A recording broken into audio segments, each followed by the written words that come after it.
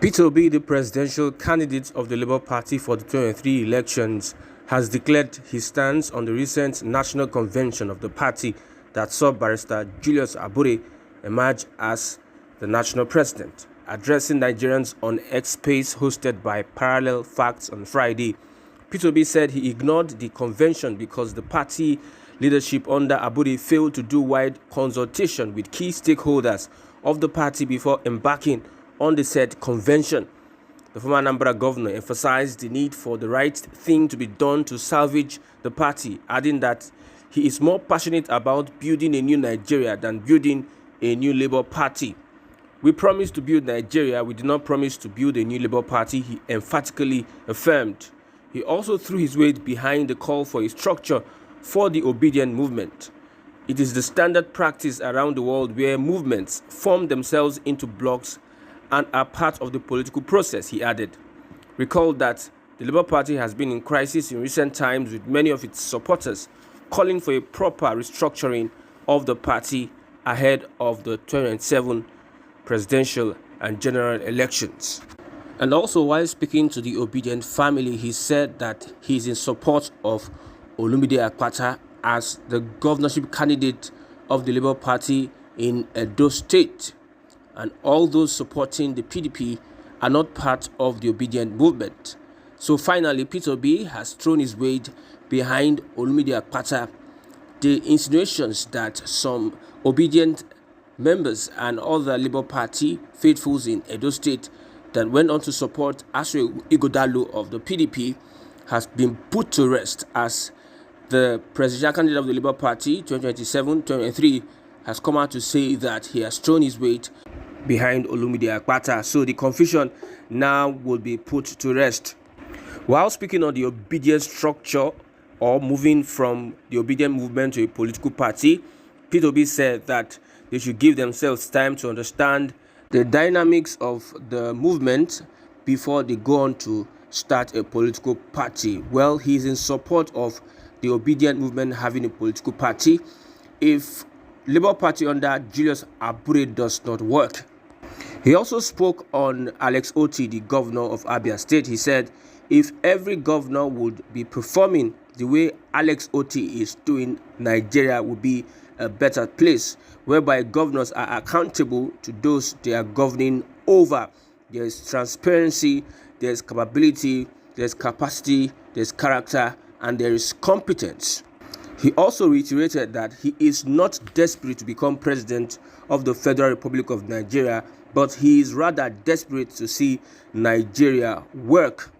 He also made reference to the budgetary allocation of boreholes to be dug all around the country by the Nigerian Senate, which is pegged at 190 million naira for a borehole.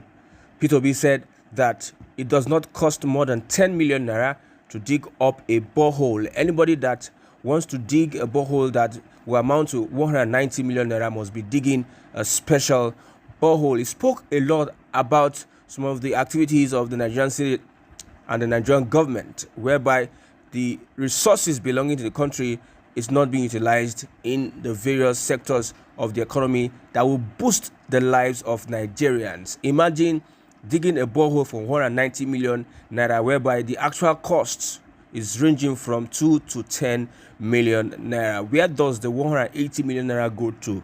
Probably we are looking at oversight and logistics, which is a shame to a country that for over 60 years the leadership have not been able to provide potable water for its citizens. Rather, it is going to dig boreholes, and these boreholes, they are having to do an expensive one where Nigerians believe that they are going to embezzle the funds. He also says that Nigeria is signatory to a law that says it is a crime if you don't provide pipe-borne water for your people. I believe this is an indictment on the nation's leaders, because over the years we have not gotten clean water provided by the government. The individuals are the ones providing water for themselves, providing electricity for themselves, providing security for themselves. Probably everything that one enjoys in Nigeria is 80% provided by the citizens. The government collects taxes and they get revenue, What do they do with this revenue? And at the end of the day, we are having a lot of debts on our hands.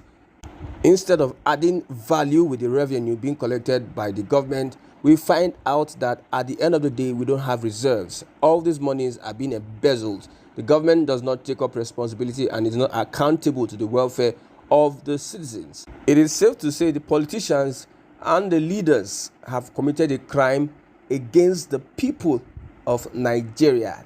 They are all criminals to this respect because they have not been able to provide potable drinking water for the generality of Nigerians. Moreover, with reference to the convention that saw Abure as the national chairman, they gave the presidential slot of the 2027 election to Peter Obi and no other automatic ticket to another person. Especially the governor of Abia State was not given a return ticket, but the Labour Party adopted Peter Obi their candidate in the forthcoming 2027 presidential elections in Nigeria. Moreover, Peter Obi has assured his supporters that it will be very, very difficult for the current administration, the current government, to rig the elections because everyone now is at alert and know what they have been doing since the inception of democracy.